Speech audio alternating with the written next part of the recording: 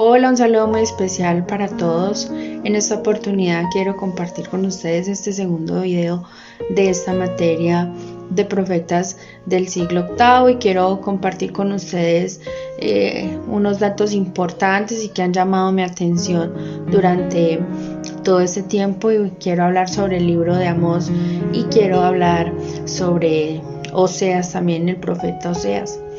Vemos en el contexto histórico en el que aparecieron estos profetas para comprender mejor y separar los acontecimientos del reino del norte y del reino del sur. En el siglo VIII a.C. se caracterizó por ser una época de sufrimiento y de guerra para el reino del norte. Israel fue acosada y derrotada por los asirios, ellos disponían de mejores tropas, de carros, de numerosos ejércitos, de poblaciones más grandes. Estos se acarrearon una pérdida más significativa que en el territorio de Israel. Los reyes asirios, ellos se comportaron de manera diferente con Israel. Ellos permitieron etapas de relativa paz y de prosperidad, con momentos de mucha escasez y de guerra. Al final se impuso la destrucción de Israel. Quiero compartirles que en el año 722 Israel cayó en manos de Asiria, su población fue deportada y este reino fue borrado de la historia. Hay dos profetas de este periodo del reino del norte. Sus textos se conservaron en el reino del sur, en Judá, porque sus oráculos se cumplieron, entonces estos fueron preservados. Hablamos de Amós y hablamos del profeta Amós y del profeta Oseas. El reino del sur, el reino de Judá, se mantuvo al margen mientras Asiria atacaba el norte de este reino. Incluso se enfrentó a estos. Asiria atacó primero a Israel, terminando el reino del norte, le tocó al reino del sur.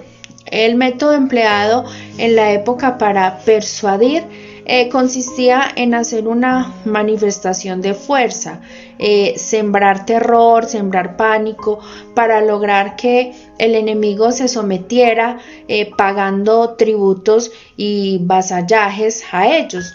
Cuando la situación empeoraba y no se quería pagar el tributo, se invadía y se arrasaba con todo el territorio y exoneraban la provincia del imperio.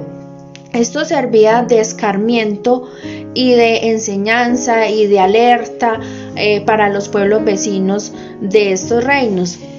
Las clases y los dirigentes eran entonces deportados, eran trasladados a otras regiones lejanas para evitar de nuevo un levantamiento, para evitar de nuevo asentamientos. Era una forma de ellos atacar y de demostrar su poder. La caída del reino del norte fue ayudada por una especie de pacto entre Judá y Asiria. Estos dos se unieron contra el reino del norte. Los acontecimientos iniciaron con el ataque del reino del sur, por parte del reino del norte y el reino de Damasco, Judá, el sur, y ellos pidieron ayuda a los asirios, que intervinieron, pero desde ese momento Judá quedó sometido por el pago de tributos y de impuestos a los asirios. Cuando el reino de Judá se rebela contra Asiria, este tendrá que enfrentarse a lo mismo que el reino del norte. Fuertes atributos, imposiciones, muchas imposiciones altas a favor de los asirios, de los invasores. Era algo muy fuerte contra ellos. Del reino del sur entonces tenemos varios profetas que vivieron estos acontecimientos que he mencionado a través de la historia. Los primeros del siglo VIII, que fueron Isaías y Miqueas. Pero hoy quiero enfatizar y traer a más profundidad lo del libro de Amós. Parece que este profeta inició su actividad sobre el año 760 o 750 a.C. Es un periodo de mucha prosperidad y paz, aunque rodeados de amenazas y de un poco de destrucción. Este profeta Amós se presenta como un pastor. Amós es un profeta del reino del sur que ejerce su predicación en el reino del norte. Él conoce la historia de su pueblo y además de eso, él es un hombre del campo, puesto que usa mucha terminología, muchos conceptos agrícolas y trae mucho esto a sus escritos. Se presenta no como un profeta, sino como alguien impedido por la necesidad de no callar ante la voz del Señor. Él habla en uno de sus capítulos, dice que ruge el león, ¿quién no temerá? Habla el Señor, ¿quién no profetizará? Esto lo dice en el libro de Amós, el capítulo 3, versículo 8.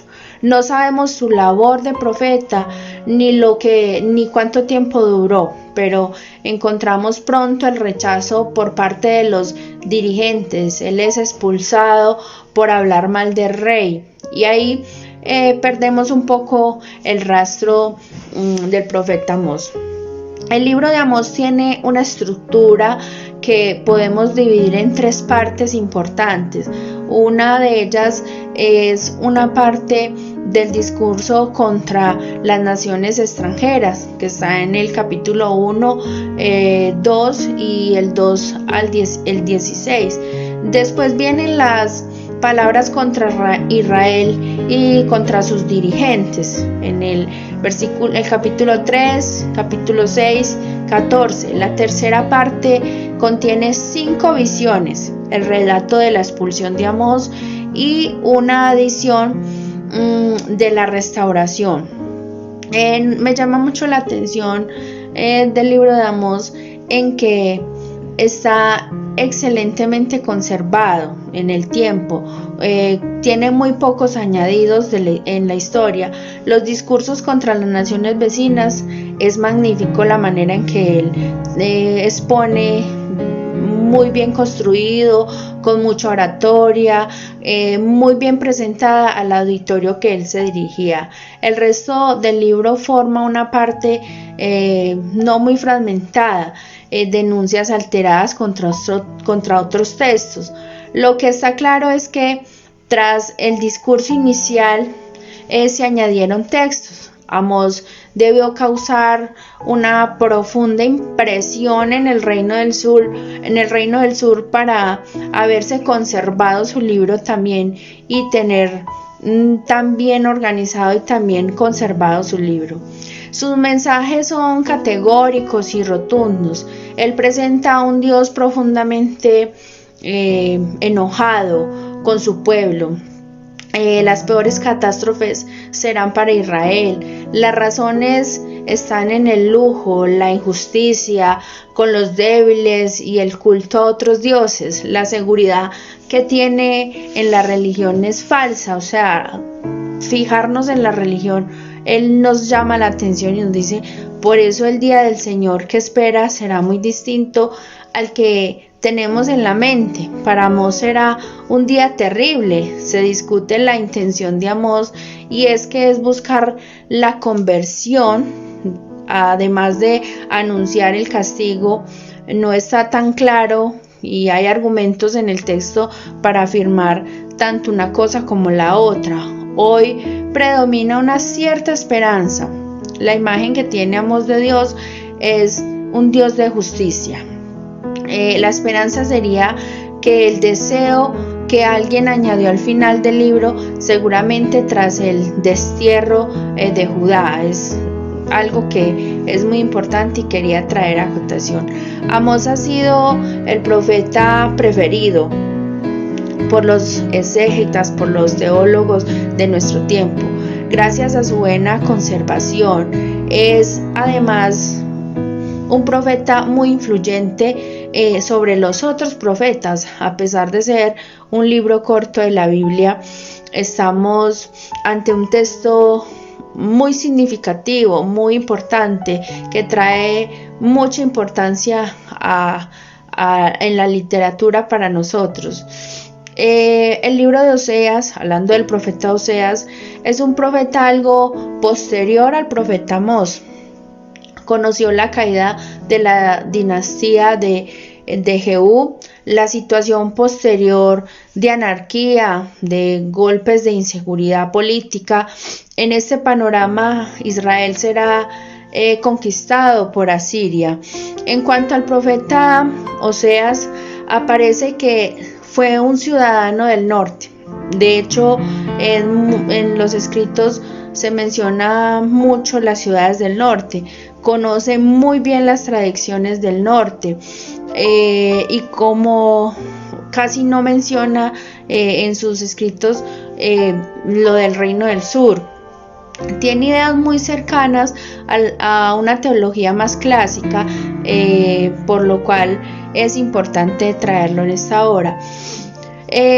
Por lo que pudiera ser el profeta Oseas un miembro de la tribu de Leví. Oseas coincide con Amós en denunciar la corrupción moral, la injusticia social, las injusticias de ese tiempo, y es alarmante, pero también condena fuertemente la idolatría.